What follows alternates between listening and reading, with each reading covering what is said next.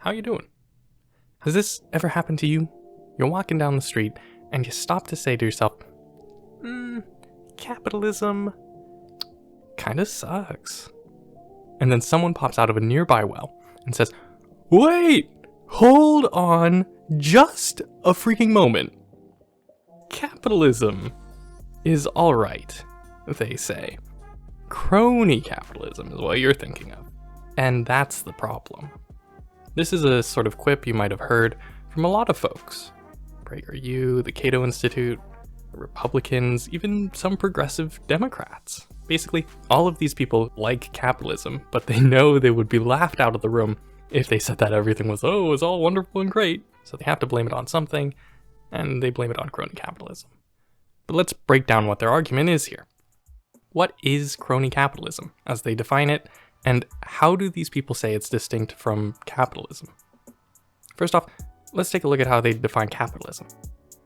In their video, PragerU says, capitalism is about the free exchange of goods and services between independent agents.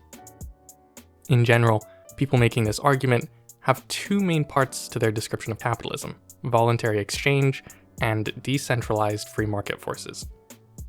Now, I have my issues with how voluntary and free things actually are when people are being threatened with homelessness and food insecurity, but I'll have to save all that nuance for another time. Anyways, that's the good capitalism that they're a fan of. Let's see how they define crony capitalism. They define crony capitalism as when there's a close relationship between big money interests and the decision makers in the government. A concise and representative definition of crony capitalism comes from the Cato Institute. They say that crony capitalism is when businesses' success is based on a close relationship with government, and specifically with the people in power who dispense favors, subsidies, bailouts, and other forms of special treatment. In the same article, they give examples of how this is caused by money in politics, particularly lobbying and campaign donations. Now, don't get me wrong, it would be very good to get money out of politics. What I have an issue with is that these people think that this croniness of money in politics is somehow unconnected to good old free market capitalism. The main problem comes from their definition of capitalism. They define capitalism as voluntary exchange and decentralized markets, but they conveniently leave out the fact that the driving force of capitalism is the profit motive.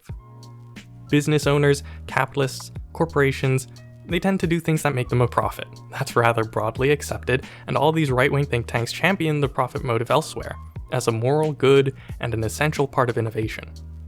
The fact is, the profit motive is an inherent part of capitalism. It's as important to capitalism, if not more, as the ideas of voluntary exchange and decentralized market mechanisms. Okay, sure. So the profit motive is a core pillar of capitalism. So what? What's wrong with making a profit? Well, that's a whole nother video, but to boil it down, the things that are in the interests of individuals increasing their individual profits are often in conflict with the things we clearly value as a society. We're really gonna hurt from global warming, but oil and gas business owners want to eke out as much money from their investments, so they've lobbied against green energy for decades. The same sort of thing happens in the fight for actually accessible healthcare, or with good working conditions and worker bargaining power. And all of these attempts to control society for their individual profit are harmful to our democracy and government. And hey, look at that! We're back to the topic of big money interests influencing the state. But let me spell it out. Capitalists have a lot of money, and they choose where to invest it by what they expect will make them the most profit. Sometimes this means they'll invest in research and development to innovate and create more efficient technology, or they might funnel money into a promising startup, or in rare cases they might even raise their wages so they can compete for low supply, high demand skill sets like tech workers. People like to imagine that, in theory, capitalists are constrained to spending their money only in economic markets. But they're not. It's obvious that there are a lot of cases where it's actually the most profitable for capitalists to use a portion of their money to try to change the legal rules of the game. They can lobby the government, or make massively funded super PACs to help their buddy political candidates win elections. They can wage decades-long legal battles to chip away at laws they don't like.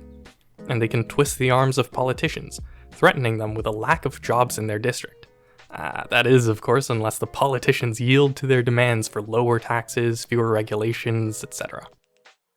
Recently in California, they've even realized that with enough advertisements, they can literally write a law and get it passed directly through ballot measures.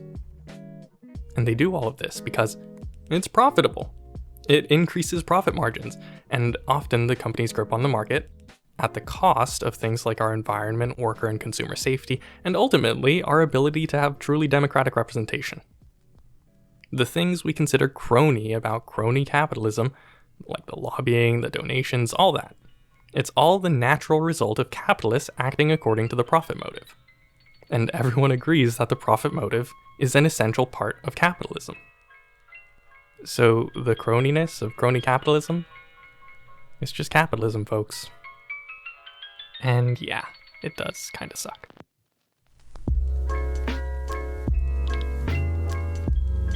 Well, that was the video. I did these little drawings and I wrote the first draft of the script, and on my Twitch channel, the chatters and I collectively edited the script. So if you want to be a part of future videos in that way, you can follow me there, and I'm also on Twitter. Videos coming up that I want to make include how these so-called voluntary agreements that we make under capitalism aren't actually so voluntary, as well as the sorts of issues I see with people who say we can fix these problems of money and politics once and for all by regulating capitalism or providing more social services.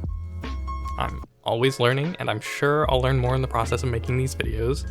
And hey, if you're in America, join your local DSA. What are you doing? Join the fucking DSA. Oh my god.